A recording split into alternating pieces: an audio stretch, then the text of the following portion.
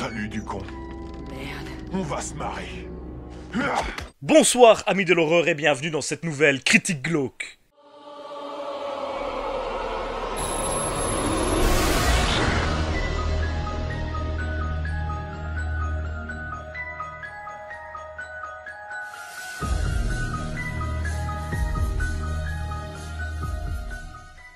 Pas de réelle surprise aujourd'hui puisque nous allons dans la continuité de la vidéo précédente. On va s'attaquer ce soir à la suite du film dont je vous ai parlé la dernière fois et qui va connaître une nouvelle adaptation la semaine prochaine. Le suspense est à son comble. De quel film est-ce que je parle? Cimetière 2. Alors, vous avez été nombreux à me dire Cimetière 1, pas mal comme film. C'est un bon souvenir d'enfance pour moi, j'ai adoré. Mais par contre le 2, mais quelle daube, mais quelle merde, mais quel film pourri. Eh bien on va voir ce que j'en pense, moi, de ce film dans cette vidéo. En tout cas, mesdames, messieurs, accrochez-vous parce qu'aujourd'hui nous allons parler de Cimetière 2.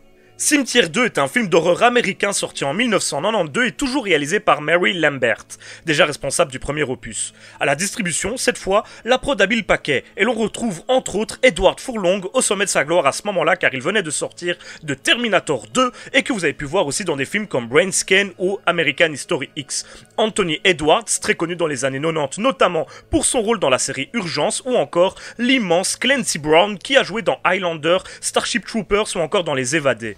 Pour cette suite, si l'on a conservé la réalisatrice, Stephen King n'est plus au scénario, remplacé par Richard Houghton, qui a travaillé notamment sur Little Nemo et Gremlins 2.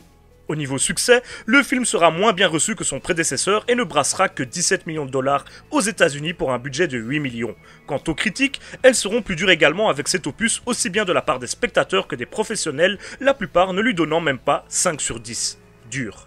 Et bien sûr, l'un des objectifs de cette vidéo est de vérifier ensemble si ce film mérite cette mauvaise réputation. En tout cas, avant toute chose, nous allons nous pencher sur son intrigue, comme d'habitude. Plusieurs années après les événements du premier film, Chase Andrew et son film Jeff emménagent dans leur maison d'été qui se situe bien sûr dans cette petite bourgade du Maine à proximité du fameux cimetière. Les conditions de leur venue ne sont pas très joyeuses, la mère de Jeff et épouse de Chase venant de décéder durant un accident lors d'un tournage, elle qui était une très célèbre actrice. Dans leur nouvelle ville, Jeff se fait rapidement persécuter par la bande de pseudo-voyous locales menée par un certain Clyde, mais il sympathise avec Drew, un adolescent enrobé et beau-fils du shérif local, Gus, un homme dur et violent.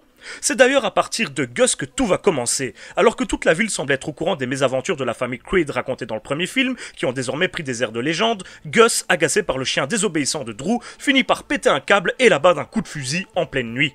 Une réaction somme toute, tout à fait normale. Bah quoi, il faisait du bruit, merde quoi. Peut plus dormir tranquille.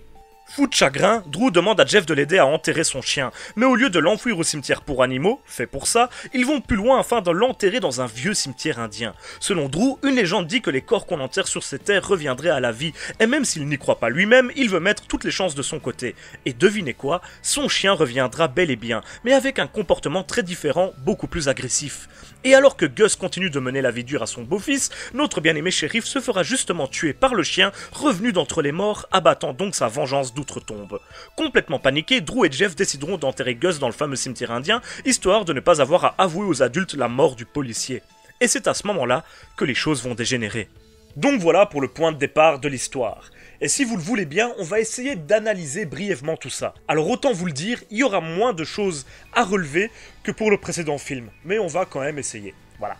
Bon, comme d'habitude, je vais spoiler, blablabla, timecode qui apparaît ici, blablabla. Si tu veux pas qu'on te révèle l'histoire, tu sais quoi faire. Voilà.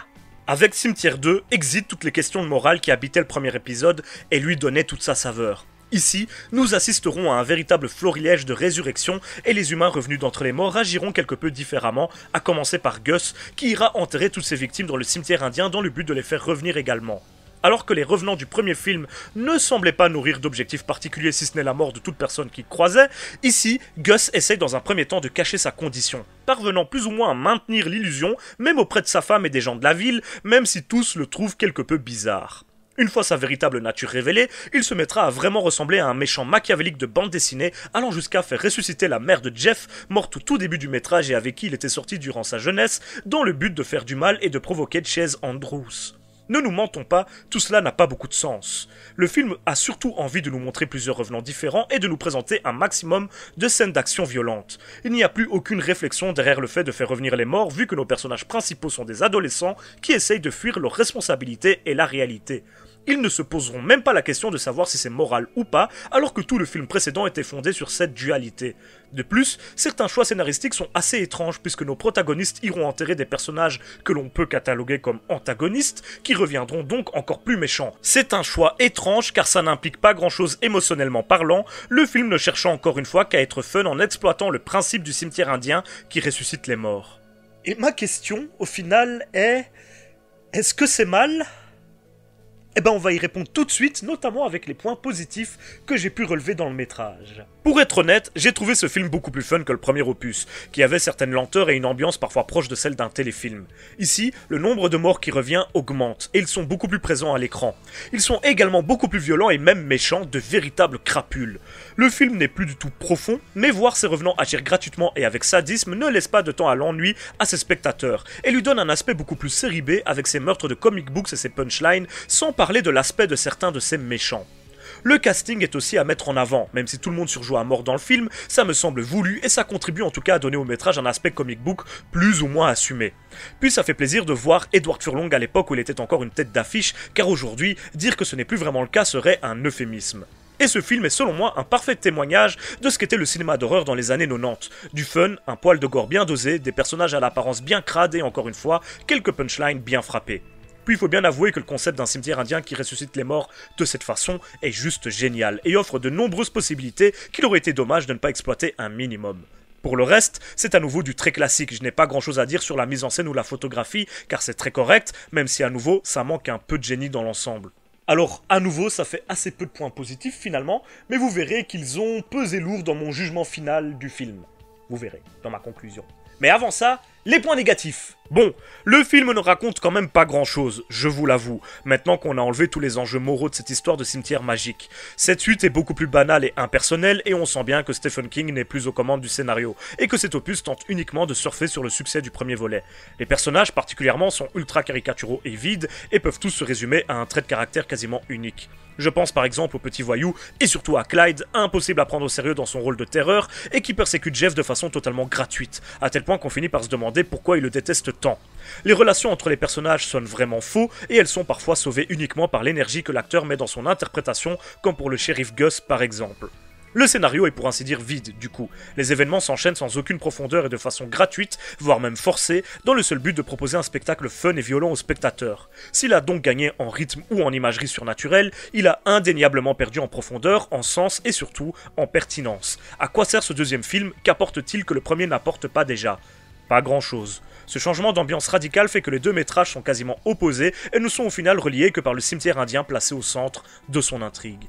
Maintenant que vous connaissez un petit peu mieux mon avis sur le film, on va clarifier tout ça avec une conclusion. Eh bien, malgré un manque évident de profondeur, surtout quand on le compare à son aîné, j'ai pas mal d'affection pour ce film. Je l'ai découvert avant le premier cimetière et avant d'avoir lu le bouquin, et du coup, il a réellement marqué mes débuts avec cette histoire. En toute objectivité, le film n'est pas très bon, voire même carrément mauvais. Comme dit précédemment, il est juste correct en termes techniques et son scénario est quasiment vide, nous présentant des personnages pour la plupart unidimensionnels. Mais il a malgré tout un côté jouissif et voir tous les sales types du métrage se transformer en revenants meurtriers a vraiment un côté fun que je ne peux que souligner. Et au final, très subjectivement parlant, je pense que je préfère cette suite à l'original car il me fait rire, pas toujours volontairement, et que je ne vois pas le temps passer quand je le regarde, contrairement à Cimetière premier du nom. Et ça, c'est plutôt chouette. Donc oui, divertissement un peu décérébré, mais pas du tout dénué d'intérêt pour autant. De la bonne merdasse bien rigolote que je ne peux que vous conseiller de regarder entre potes. Et voilà, c'est la fin de cette vidéo. Alors j'espère que vous ne serez pas trop déçus de voir que je suis plutôt positif avec ce film, même si voilà, je ne me fais pas d'illusions sur les réelles qualités du métrage. Moi, à chaque fois que je le revois, c'est une bonne dose de fun et je me marre bien. Voilà, c'est tout ce que j'attendais de cette suite, qui n'avait en soi pas vraiment lieu d'être. Et alors, est-ce que la nouvelle adaptation de cette histoire a plus lieu d'être que cette suite finalement? Je vous laisse en débattre dans les commentaires, et pour ma part, je tenterai de répondre à cette question lorsque j'aurai vu ce film. Voilà, comme ça, je fais un peu de teasing, et puis comme ça, vous allez vous abonner à ma chaîne, comme ça, vous regarderez toutes mes prochaines vidéos, comme ça, j'aurai plein de YouTube money. Voilà. Bon, malgré que je me suis un petit peu emballé, vous pouvez quand même laisser un pouce bleu, un commentaire et à vous abonner à la chaîne si vous avez apprécié cette vidéo et si vous trouvez que je suis un mec sympa. Et en l'occurrence, oui, je suis un mec sympa. En tout cas, j'essaye vraiment de l'être, je fais de mon mieux pour être un mec sympa. Voilà, récompensez-moi. En attendant, on se retrouve très bientôt pour une prochaine vidéo. D'ici là, n'oubliez pas, si vous avez peur, c'est que vous êtes toujours en vie. Bien joué, Jean-Kévin. Allez, on se dit à bientôt et merci d'avoir regardé la vidéo.